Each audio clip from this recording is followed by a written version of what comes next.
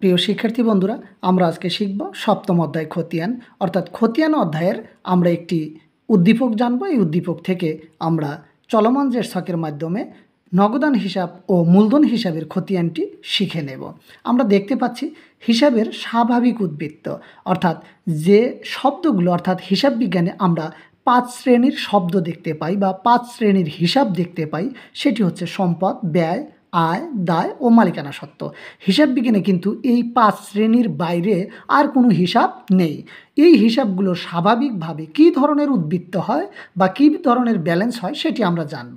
সম্পদের ব্যালেন্স বা উদ্বৃত্ত সবসময় ডেবিট হয়, ব্যয়ের উদ্বৃত্ত বা ব্যালেন্স সবসময় ডেবিট হয়, আয় বা আয়ের ব্যালেন্স সবসময় ক্রেডিট হয়, দায় হিসাবের ব্যালেন্স সবসময় ক্রেডিট হয়, মালিকানা সত্ত্বের ব্যালেন্সও কিন্তু সবসময় ক্রেডিট হয়। তাহলে আমরা জেনে নেব যে সম্পদ এবং ব্যয়ের ব্যালেন্স ডেবিট হয়, আয়, দায় এবং মালিকানা সত্ত্বের ব্যালেন্স কিন্তু সবসময় ক্রেডিট উদ্বৃত্তই হয়।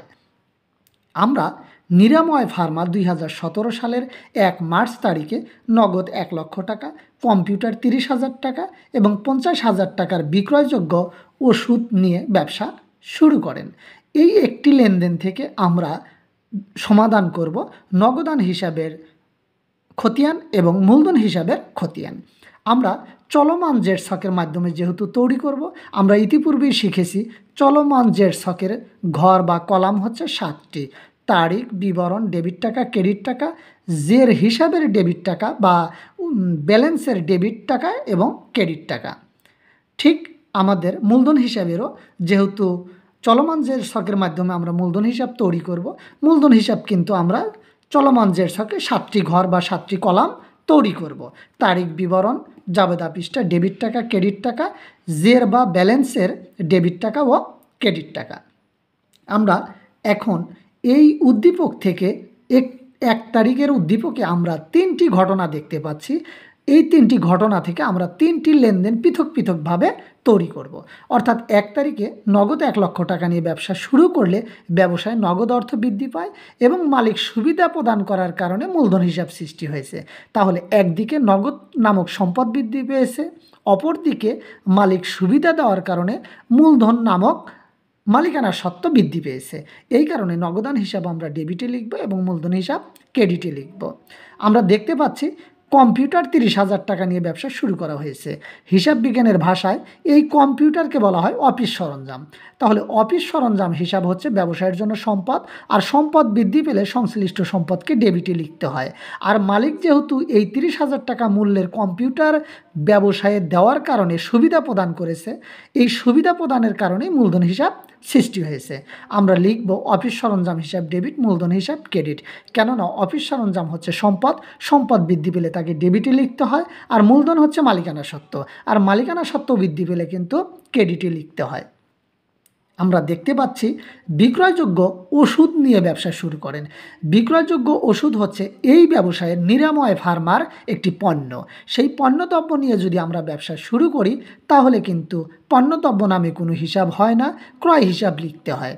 ক্রয় হিসাব ডেবিট এবং মালিক যেহেতু বিক্রয়যোগ্য ওষুধ পণ্য নিয়ে ব্যবসা শুরু করেছে, অর্থাৎ ব্যবসায়ের সুবিধা প্রদান করেছে, এই কারণে মূলধন হিসাব সৃষ্টি হবে। তাহলে আমরা লিখব ক্রয় হিসাব ডেবিট এবং মূলধন হিসাব ক্রেডিট। এখন 1 তারিখের লেনদেন থেকে আমরা পৃথকভাবে 3টি জাবেদার খসড়া তৈরি করেছি। এই 3টি খসড়া থেকেই আমরা নগদান হিসাব এবং মূলধন হিসাবের খতিয়ান তৈরি করার হেল্প পাবো। আমরা দেখতে পাচ্ছি নগদান হিসাব ডেবিটে রয়েছে 1 লক্ষ টাকা।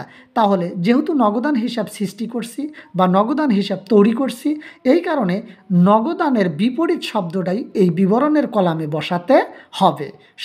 এই নগদানের বিপরীত নাম লেখাটাই হচ্ছে খতিয়ান। আমরা নগদানের বিপরীত শব্দ দেখতে পাচ্ছি মূলধন হিসাব বা বিপক্ষ নাম দেখতে পাচ্ছি মূলধন হিসাব। এই কারণে আমরা 1 তারিখে বিপরীত শব্দটি মূলধন হিসাব ব্যবহার করব। আর নগদান যেহেতু টাকাটা ডেবিটে রয়েছে, এই কারণে আমরা ডেবিটে 1 লক্ষ টাকা ব্যবহার করব এবং জেরের কলামেও 1 লক্ষ টাকা ব্যবহার করব। নগদান যেহেতু একটি শব্দ আর কোনো শব্দ নেই, তাহলে আমরা ধরে নেব যে নগদান হিসাবের কাজ শেষ হয়েছে। আমরা মূলধন হিসাব তৈরি করব। চলমান জের ছকের মাধ্যমে মূলধন হিসাব তৈরি করতে চাইলে 7টি ঘর বা কলাম তৈরি করতে হয়। ইতিমধ্যে আমরা 7টি কলাম তৈরি করে রেখেছি। এখন আমরা মূলধন হিসাবের মাধ্যমে খতিয়ানটি প্রস্তুত করব, অর্থাৎ মূলধন হিসাবের খতিয়ান তৈরি করব। আমরা দেখতে পাচ্ছি 1 তারিখে একটি মূলধন রয়েছে ক্রেডিটে 1 লক্ষ টাকা, তার বিপরীত শব্দ হচ্ছে নগদান। আমরা 1 তারিখে বিপরীত শব্দ লিখব নগদান, কেননা আমরা ইতিপূর্বে জেনেছি যে মূলধনের খতিয়ান করতে চাইলে মূলধন হিসাব বিবরণের কলামে লেখা যাবে না, তার বিপক্ষের যে শব্দটি রয়েছে সেটি আমরা ব্যবহার করব। তাহলে মূলধনের বিপরীত শব্দটি হচ্ছে নগদান। আমরা নগদান শব্দটি লিখেছি এবং যেহেতু মূলধন হিসাব ক্রেডিটে রয়েছে আমরা টাকা ব্যবহার করব ক্রেডিটে। ক্রেডিটে আমরা 1 লক্ষ টাকা ব্যবহার করব এবং জেরের কলামেও 1 লক্ষ টাকা ব্যবহার করব। আমরা দেখতে পাচ্ছি যে আর একটি মূলধন রয়েছে ক্রেডিট পার্শ্বে। এই মূলধনের বিপক্ষে বা বিপরীত শব্দটি হচ্ছে অফিস সরঞ্জাম। আমরা 1 তারিখে অফিস সরঞ্জাম লিখব। যেহেতু মূলধন হিসাব ক্রেডিটে রয়েছে এই কারণে এই 30,000 টাকা আমরা ক্রেডিটেই ব্যবহার করব, কেননা আমরা কাজ করছি মূলধনের, অফিস সরঞ্জামের নয়। এই কারণে এই মূলধন ক্রেডিট এবং পূর্বের 1 লক্ষ টাকা মূলধন ক্রেডিট হিসাব বিজ্ঞানের ভাষায় ক্রেডিট ক্রেডিট প্লাস হয়, অর্থাৎ যোগ চিহ্ন হয়। এই কারণে আমরা যোগ করে 1,30,000 টাকা জেরের কলামে লিখলাম।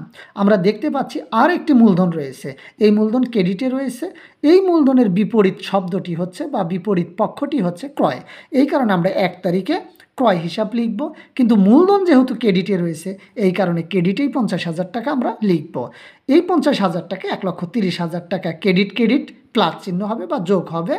এই কারণে 1,30,000-এর সাথে 50 যোগ করলে আমরা ফলাফল পাবো 1,80,000 টাকা। অর্থাৎ চলমান জের ছকের মাধ্যমে প্রত্যেক তারিখেই আমরা ব্যালেন্স বা উদ্বৃত্ত জানতে পারি। তাহলে আজকের মূলধন হিসাবের উদ্বৃত্ত হবে 1,80,000 টাকা।